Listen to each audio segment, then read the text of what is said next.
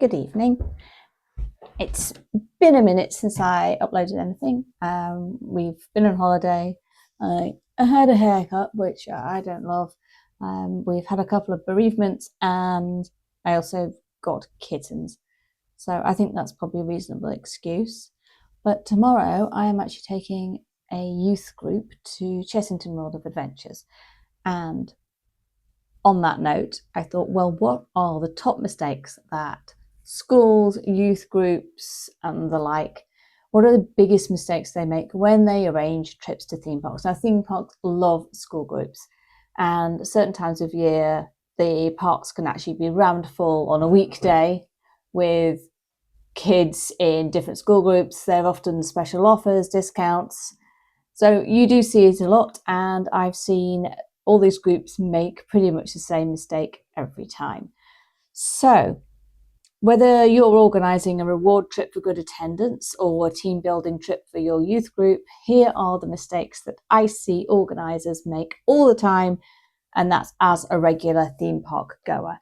Now, I'm going to count down from the least annoying group mistake to the very worst, and so hopefully by the end you'll know exactly what to avoid. If you hear noises, it's because I've got kittens. So my daughter has also been on quite a few school trips to theme parks in the UK and Europe, and so some of these tips also come from her. First of all, groups wearing school uniform. Now, if you know me, you know I'm not a big fan of school uniform in most circumstances anyway, but at a theme park where you're outside in changeable weather, walking long distances, making kids wear their shirts, their ties, their formal shoes is ridiculous. If you really need to be able to identify the kids you brought from a long distance, then have them wear PE tops, school hoodies, and for all love of all that is good and kind, please at least allow them to wear trainers rather than their clumpy school brogues. Bear in mind, some kids at my daughter's school stayed off for a day when they got blisters during the Duke of Edinburgh Award. So make sure your group wears appropriate clothes for the weather and their comfortable shoes. Now, the next mistake is when schools organise the kids into groups. Now, I agree it's a good idea to have them in sets of about 3.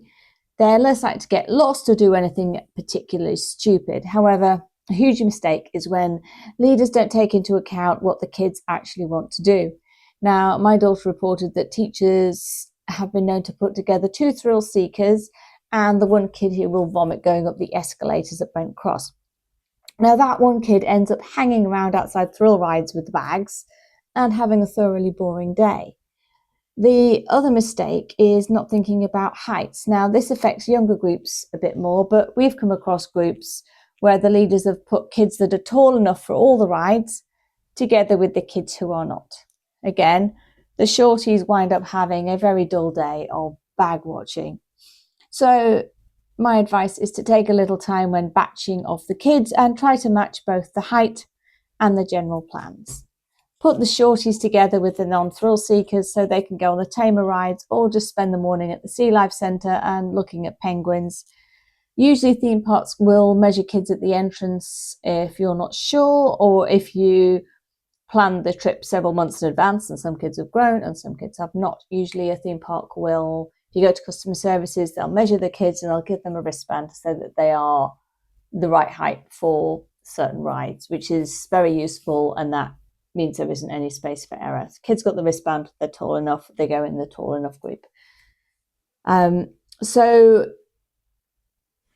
that usually gets around that particular problem. But another mistake people make with the older kids is not making sure that they've installed the theme park app on their phones. Now, I know it's really annoying because they're always on the phone anyway, but theme park apps are vital these days, and because they don't just have queue times and maps, but some let you join virtual queues and learn important information, such as when rides need to close or when shows begin. Even if you normally have a no phone policy, unfortunately, modern theme parks are designed with the app in mind, and it can be hard to get around that. I've seen kids in line, they have a school with a policy where they're not allowed smartphones, so they just have a regular sort of flip phone thing. And I was in the queue for Vampire at Chessington with them, and the ride went down, and they just didn't know what to do, where to go next. And we did help them out. I said, "Oh, you should go over here. There's a short queue for something," and that was fine.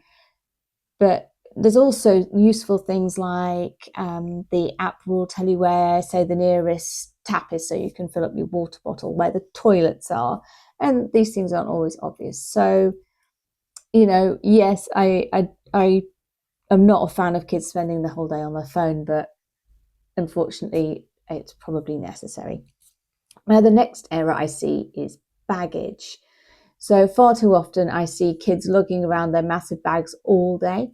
Now, if you're bringing in packed lunch, please, I think it's a good idea to factor in the cost of renting a few lockers in the budget for the trip.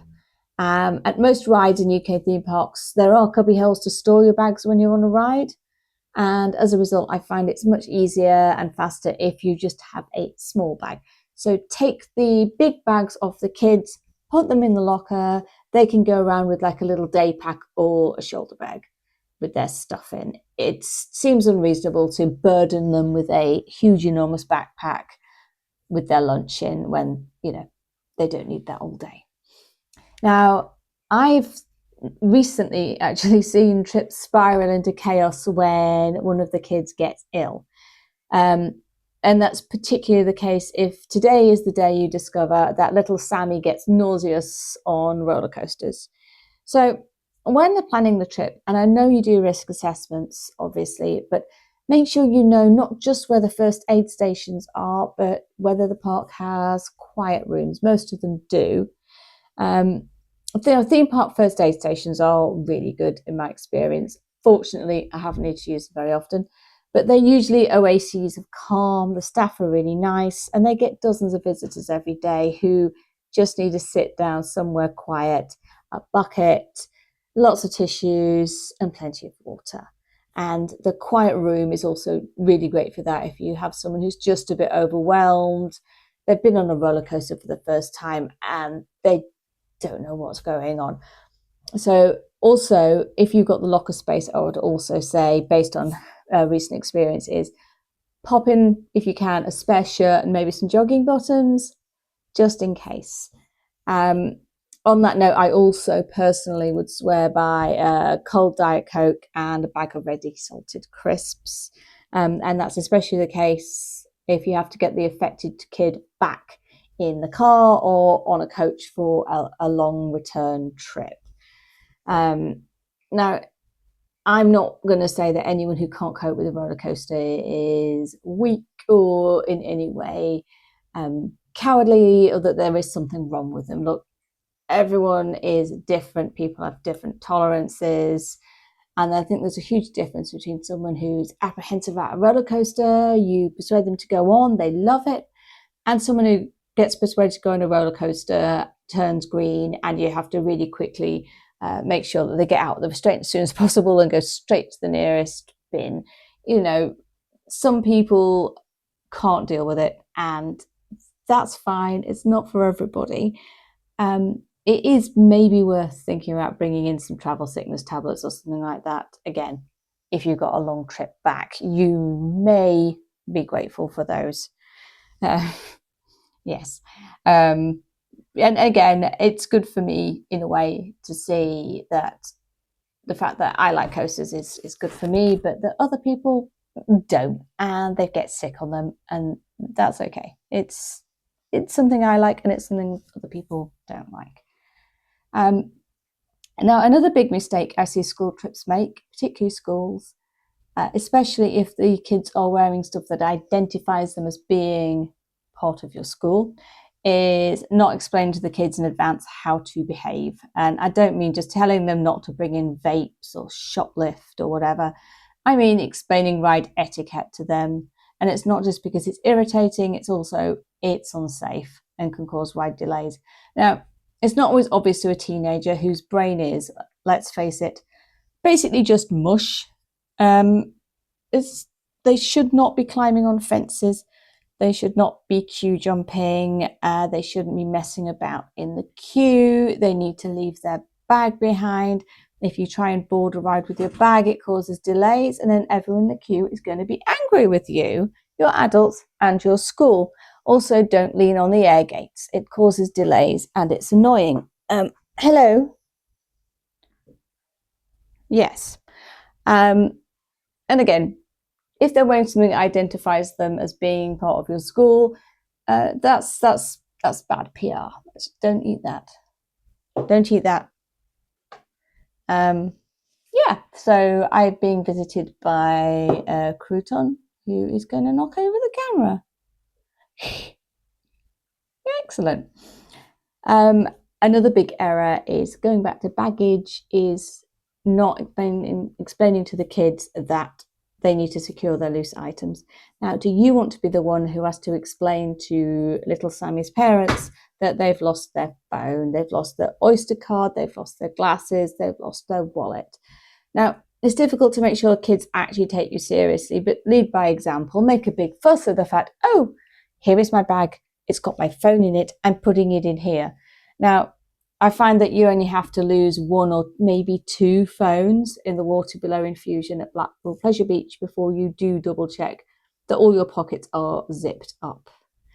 And finally, the biggest mistake I find is poor planning.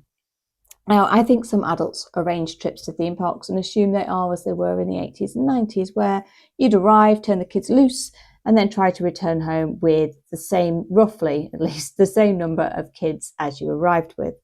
But parks are bigger now and they're run differently. There are more attractions, and the park expects guests to keep on top of the queues.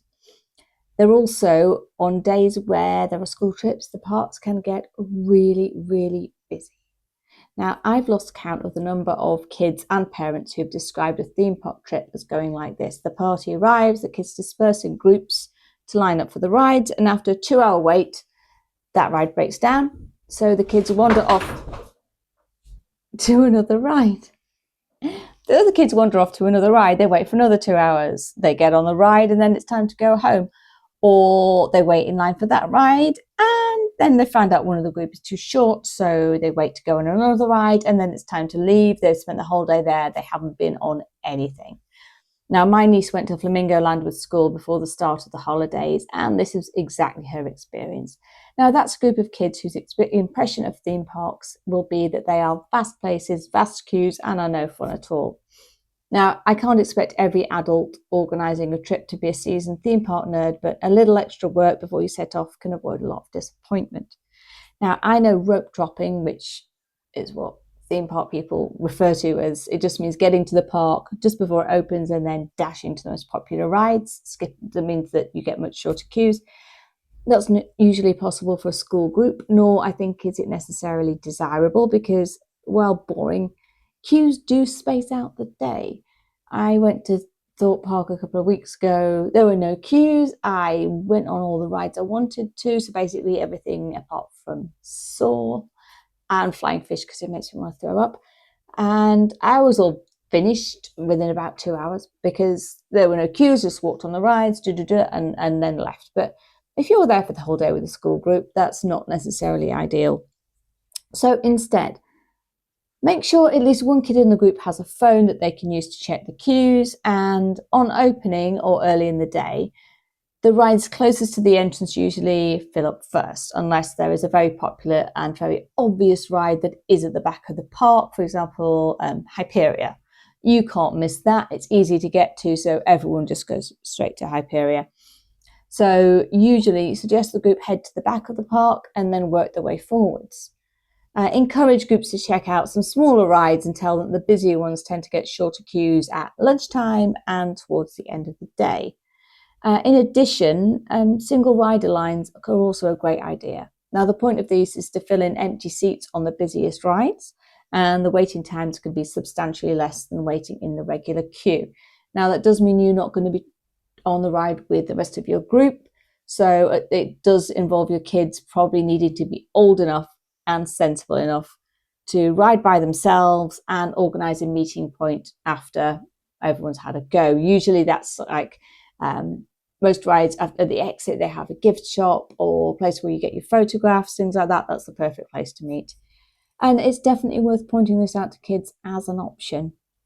Now, you can get fast passes, which can be really, really expensive, and there are skip the line passes that are intended only for certain park guests, for example, with some disabilities, which might be options for some or all of your party, and they can be worth investigating. Some parks like Europa Park have virtual queues, which you can access via the app and just say, okay, you can brag to your space and you're still waiting the same amount of time, but you can wander around the park and do other things. That's also very much worth investigating and reiterating to the kids that, you know what, yeah, there might be a big queue for the marquee attraction, the biggest roller coaster, but you could spend the whole day going on the pirate ship and the rocking tug and the swings and all sorts of things, and you can have a great day. There are shows, there's lots of other things to do. They do not have to spend the whole day in the queue for the biggest ride in the park. And that is the biggest mistake that I think school groups make. And yes, I understand on some days it can get so busy and it's unavoidable sometimes that you're waiting in very long queues, but there's usually a way around it. Anyway, I hope that was useful. I also hope you enjoyed the interruption of the kittens. What are you doing? Yeah, no.